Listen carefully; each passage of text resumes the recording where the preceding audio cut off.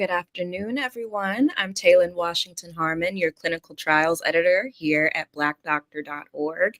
And I'm so excited to bring a guest who has been dealing with something that's very close to my heart, which is eczema. And nearly 20% of African Americans deal with eczema, compared to 16% of white Americans. And dermatologists are still working to catch up on how to treat Black skin. So I'm really excited to bring on Ashley and Lora, who has done an eczema clinical trial, who has been part of the groundbreaking work to bring a really powerful medication known as Dupixent to the market. Ashley is a patient advocate. She's a speaker. She's a community builder. You may have seen her on WebMD, Aveeno, National Eczema Association, and Dr. Phil. So Ashley, I'm so happy to have you here on the show today. Thank you so much. I'm so excited to be here. Yes, and where are you talking to us from? I am tuning in from Raleigh, North Carolina. It's a beautiful sunny day today, so I'm very happy about that.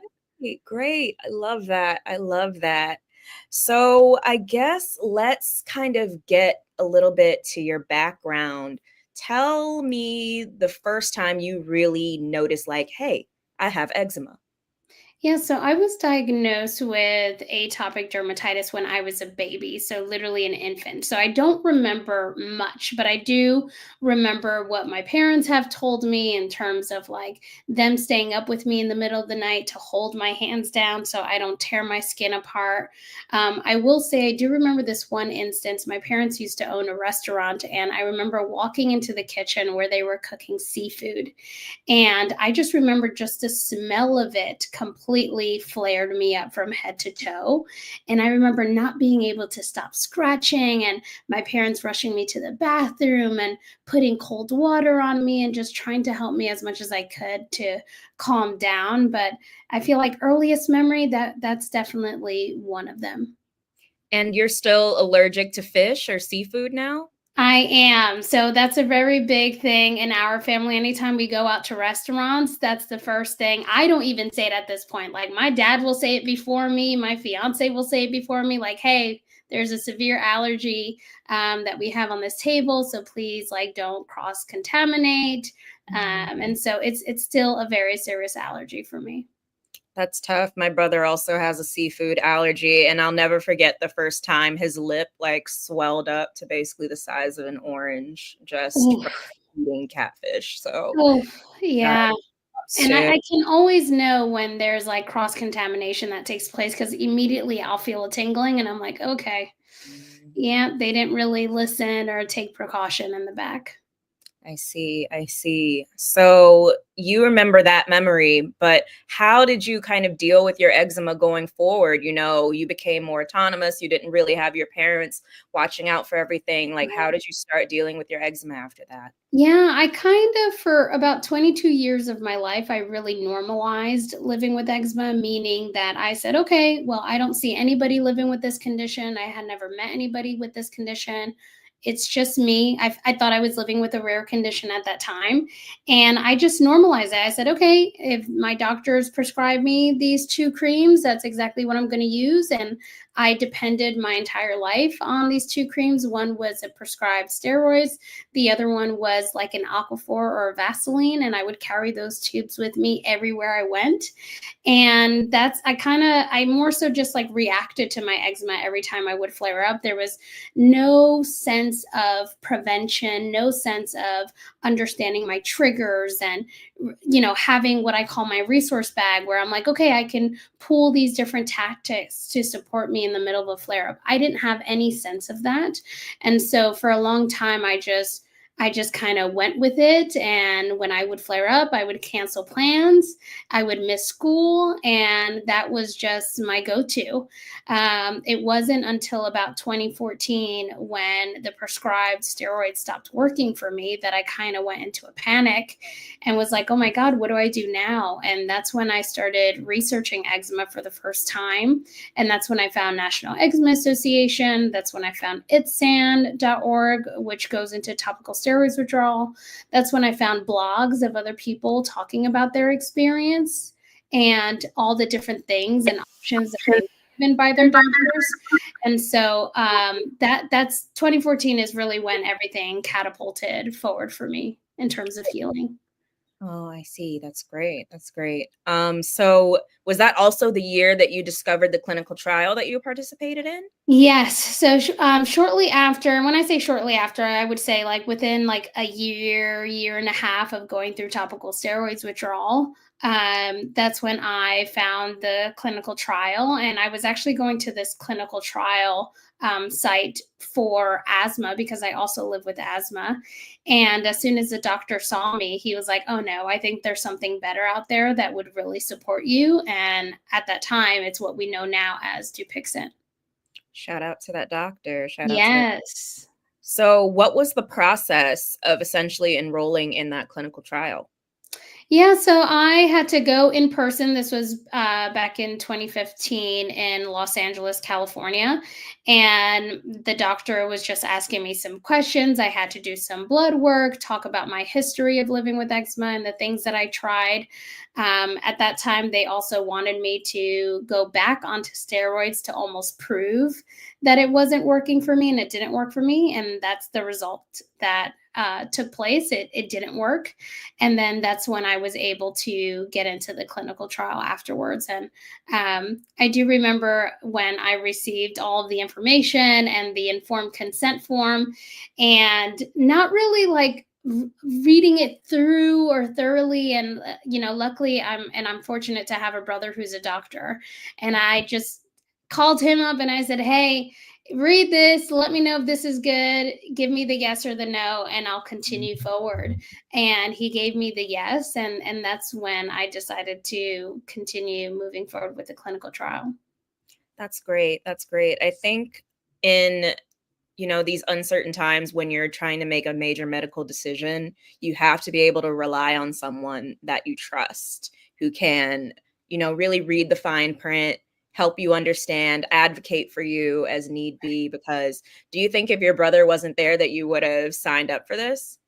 That's a really great question. I don't know if I would have signed up for it, but and mainly because I just didn't know better. Like I only know what I know about clinical trials based on what I learned in middle school and high school. And for people who look like me, clinical trials weren't always the best and the best experience. And so I know it would have at least delayed the process for sure, but I can't say if I would have joined the clinical trial without my brother's consent. Mhm. So I guess I want to talk a little bit more about the logistics. Like, how far was the clinical trial site from where you were living? Like, was it difficult to get to where it was? So it was a little bit challenging. The only good part was that it was close to my job at that time. And so I would either go before work or I would go during my lunchtime.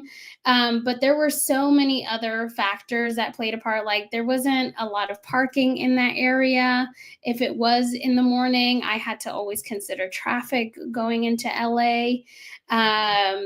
There were a few other moments, for example, when I had to do some blood work. And unfortunately, because of just my skin condition and how strained my body was, they couldn't actually get blood out of me, even though they would poke me what felt like 1,000 times. And so I would have to return back again in an unscheduled visit. And so there were definitely a lot of inconveniences, but because I saw or more so felt that this drug was working for me, those inconveniences almost didn't matter, or I didn't pay attention to them because I said, okay, my skin is healing. And that was the most important thing for me.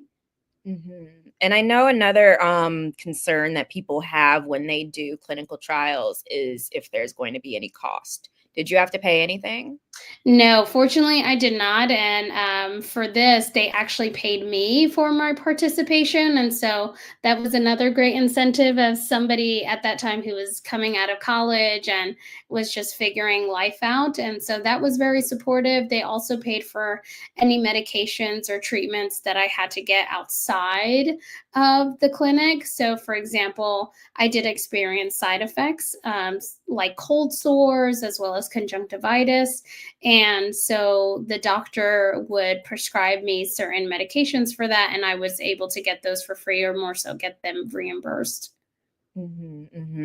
Did you happen to know any other patients that were in the clinical trial, or did it feel more like a solitary experience? It definitely felt like a solitary experience, and that is one of my biggest feedbacks, even as a consultant now, is that I wish I knew other people who were going through this experience.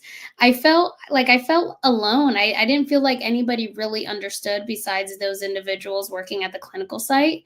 And that's not always a good feeling. I want to talk about what's happening, and sometimes I don't even have the words or the language to really describe what's taking place. But if I hear it from somebody else who is going through a similar experience, maybe that gives me the idea to say, wait a minute, I also experienced that. Let me talk to my doctor about that.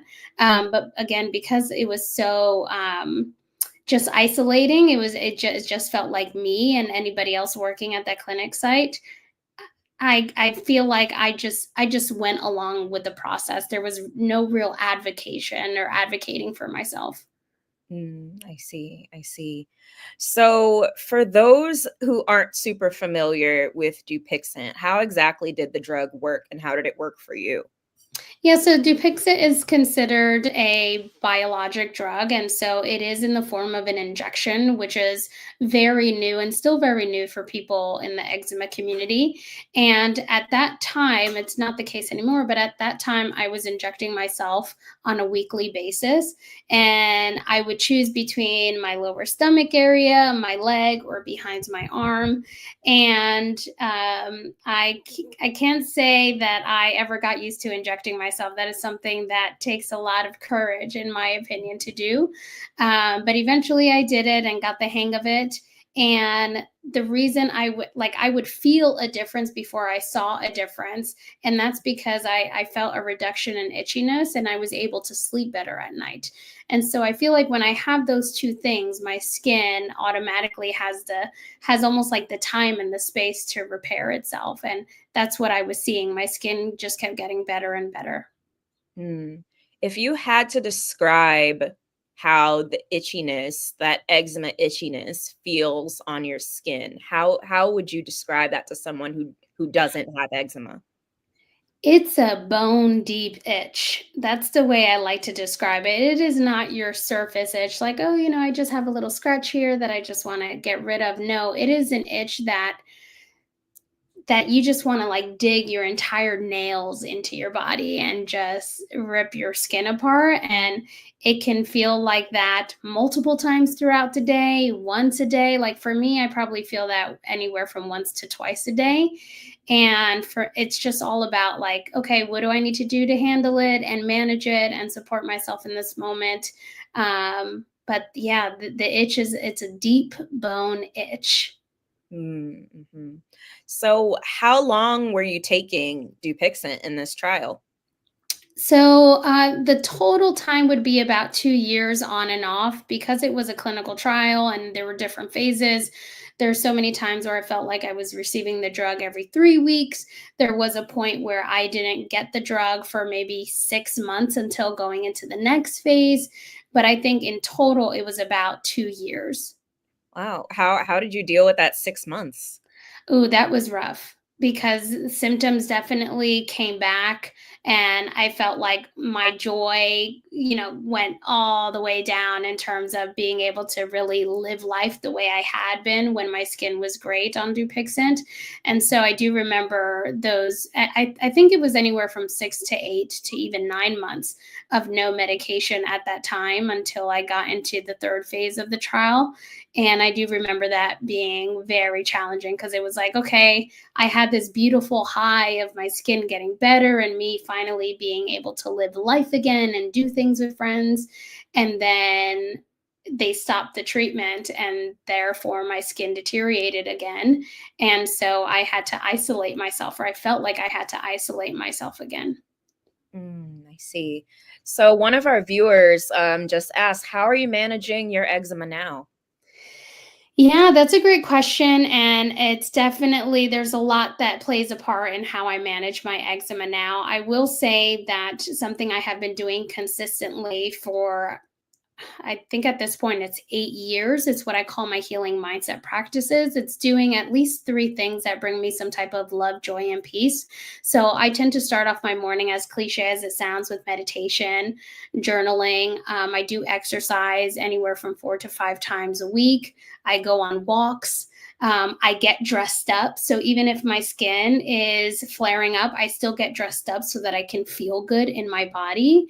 So that's the mental side of things. And then physically, I have what's called my resource bag, where it's almost like these mental tactics or tools that I use anytime I flare up. So for example, I get itchy right now on my hands, my face, and my neck. And so when my hands get itchy, I go in my resource bag and I'm like, okay, what's step one? Breathe. Okay, let's breathe. What's step two? Let's put our hands under cold water to cool, to support in cooling our hands. Okay, what's step three? What's step four? And so I go step by step, to support myself in that process.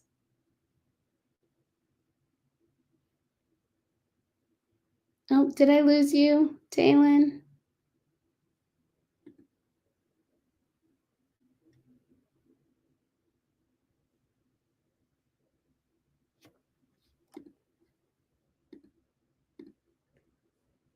Oh no, did I lose you? Let me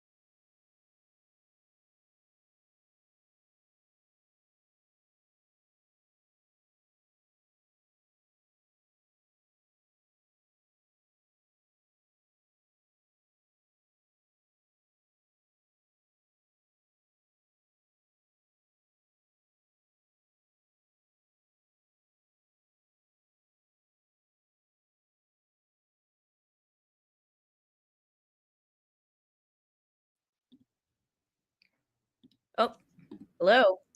Here we are. So sorry, technical difficulties. Wow, It happens, it happens. I'm so sorry. Where did I leave off? I was Yes, we were scrambling. talking about managing eczema, managing my skin.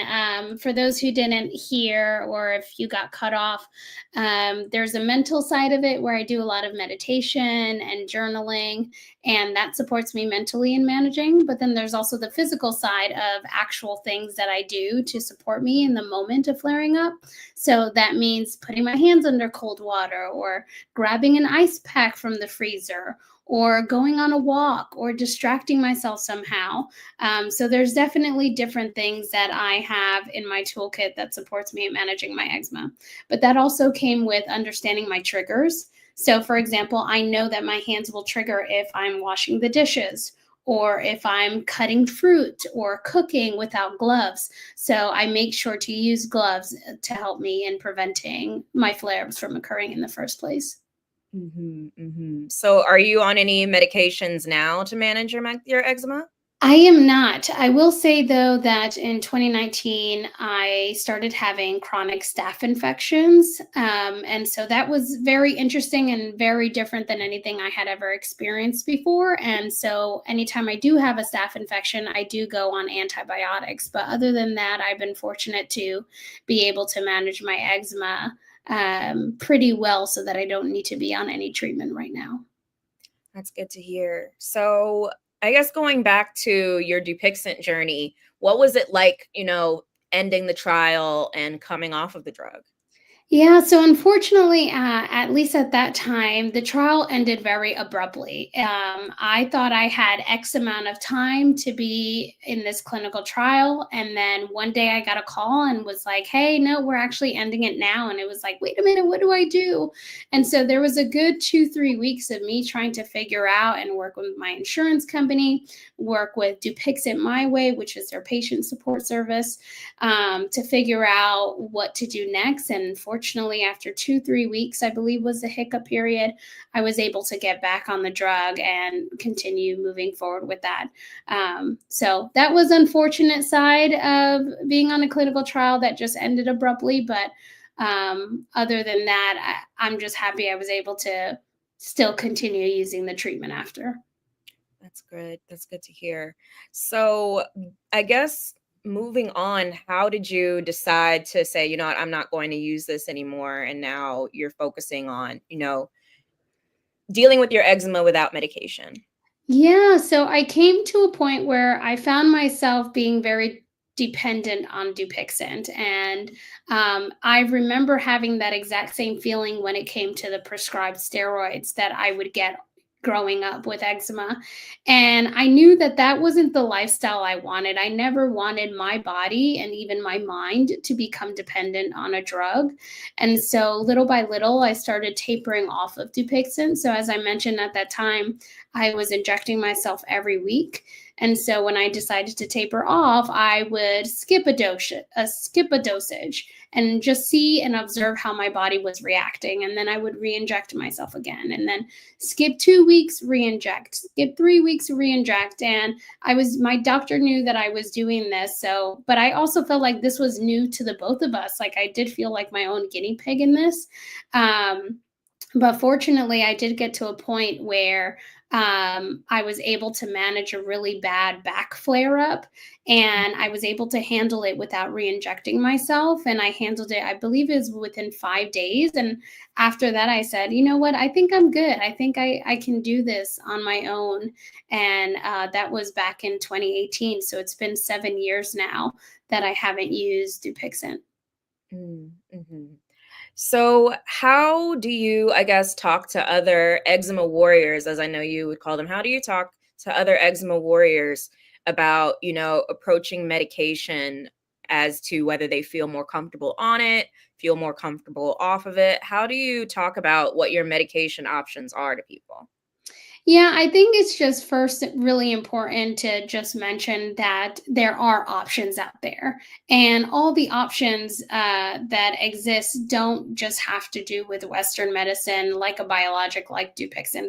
There's Chinese medicine. There's just so much out there that you can tap into to support you in your healing. And I think for me, one of the biggest messages for my community is try something different in order to gain a different result. Because ultimately, what tends to happen is we go into paralysis analysis and we get stuck in even trying something new. And I think it's really important sometimes to try something new and see if it works for you. And that was my case with Dupixent. Like if I had never tried it or took the risks to jump into a clinical trial, I don't know where my eczema or where my body would be right now. For the fact that it's still 95% clear of eczema, even after 7 years of being off of Dupixent, I'm super grateful for that. But again, I wouldn't have this experience if I didn't take the risk to join the clinical trial. So my message is always like, try something new. If something doesn't work, there's something else that you can always try. Well, congratulations on being, 7 years, like 95% clear. That's amazing. Thank you. I Thank can't you. imagine how hard that was to maintain and attain. So, Oh, trust me, there's still to this day that I'll feel my skin or I'll tell my fiance like, "Hey, feel this," and he's like, "Yeah, I feel soft." I'm like, "Okay, good." We're still good, and so I still get amazed by how clear my skin is. And again, it doesn't mean that my skin is perfect, especially not on my face or my neck or my hands. But if the rest of my body is okay, I'm okay. that's good. That's good to hear. So, though you kind of had a mixed bag with this clinical trial, do you have any regrets about it whatsoever? Not at all, not at all.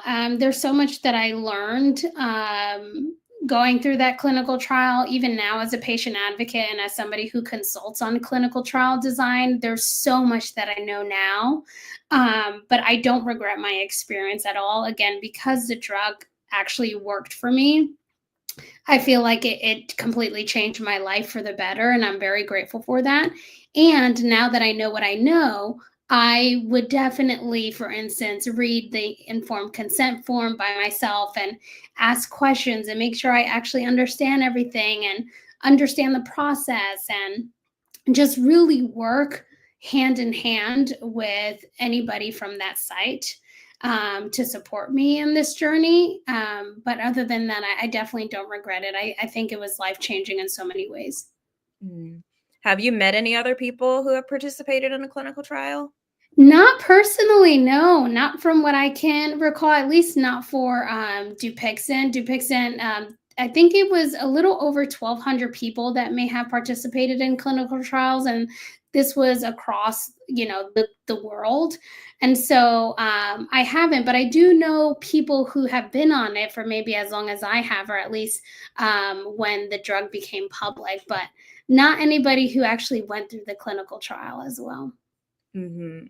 And how did you feel, being a Black woman and, participating in this? Because, I mean, most Black Americans know that there's such a fraught history, with our people and the medical industry and feeling, used for lack of better terms, feeling like guinea pigs or Yeah. feeling like we're not really seen. So how did it feel being a Black woman participating in this?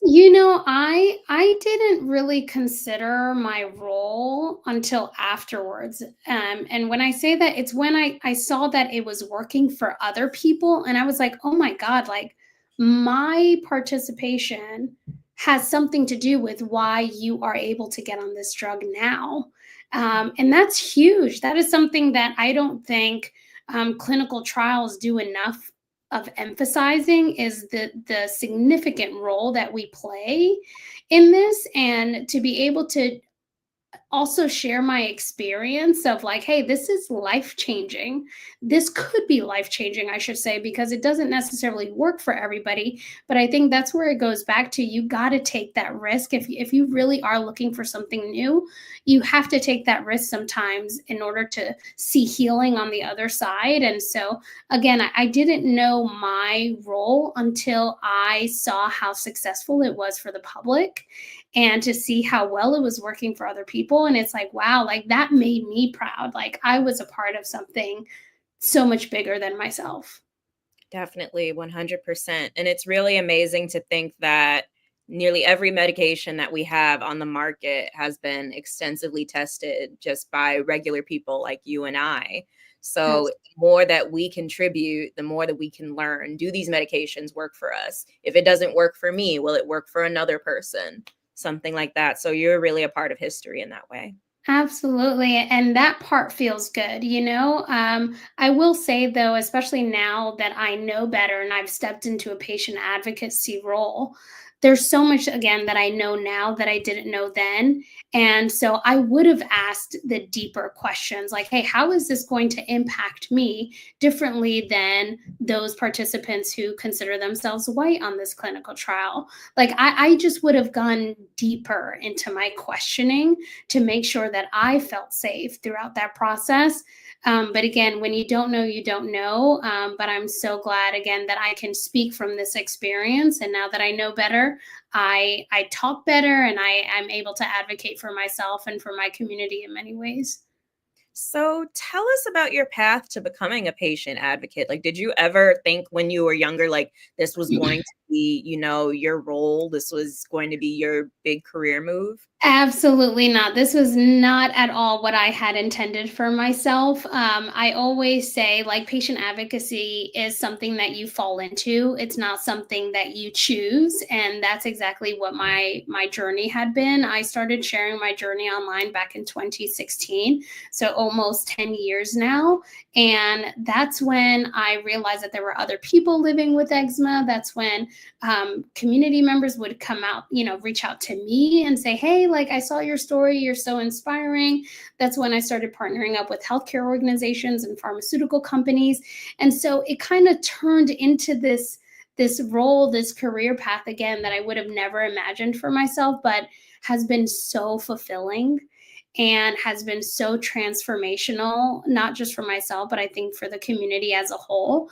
And that's what led to me holding support groups online. I've been holding free support groups for, I think, over 4 years at this point. And so it's just been really, really beautiful of being a part of this community, seeing it grow online the way it has from going from 10 years ago to what it is now. I'm just like amazed by how many people are stepping into their power, are being vulnerable and sharing their eczema story, something that I at that time never had the courage to do so early on. And so it's just been really beautiful to be a part of this community, but also watch it grow. That's great. That's great. So, if you had a message for anyone who's watching this show right now and they're trying to consider a clinical trial, either for their eczema or for any condition that they're dealing with, what would you say to them? Yeah, I would tell them to, hey, make sure you understand everything that you're reading, everything that's being provided to you. Make sure you understand and don't be afraid to ask questions. Don't be afraid, even if it's one word or every other sentence, don't be afraid to ask, hey, what does this mean for me? And I think that that's so important for you to actually make an informed consent, for you to actually choose, like, hey, is this clinical trial the right thing for me? And so, for anybody watching and listening, make sure you understand everything that you're reading. And if you don't understand, do not be afraid to ask questions. Definitely, definitely.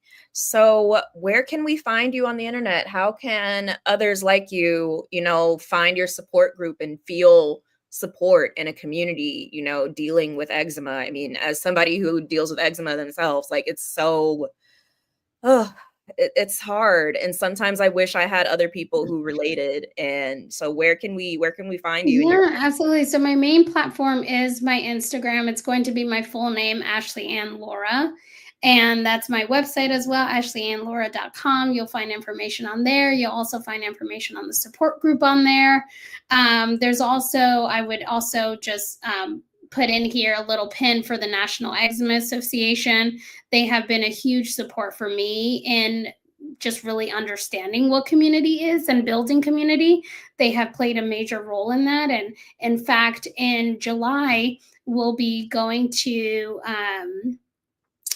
Oh my God, why am I forgetting? We'll be going to Arizona for their Eczema Expo. So every single year, National Eczema Association puts on an expo where patients and doctors and so many other people get together in one space in one weekend.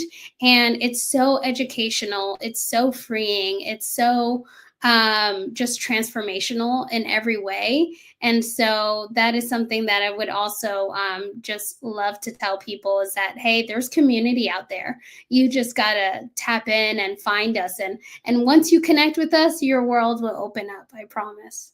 Amazing, amazing.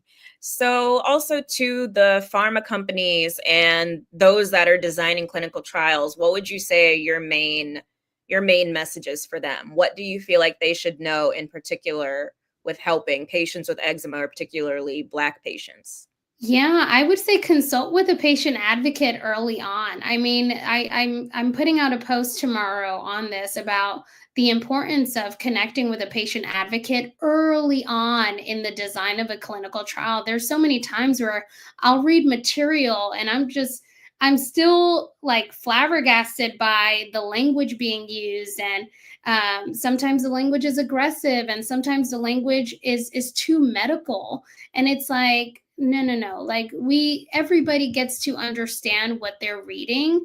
And so going back to, yeah, consult with a patient advocate, bring patients in, ask them the questions, ask them what would they want to see, and just make sure we're at the center and the heart of it all. I love that. I love that.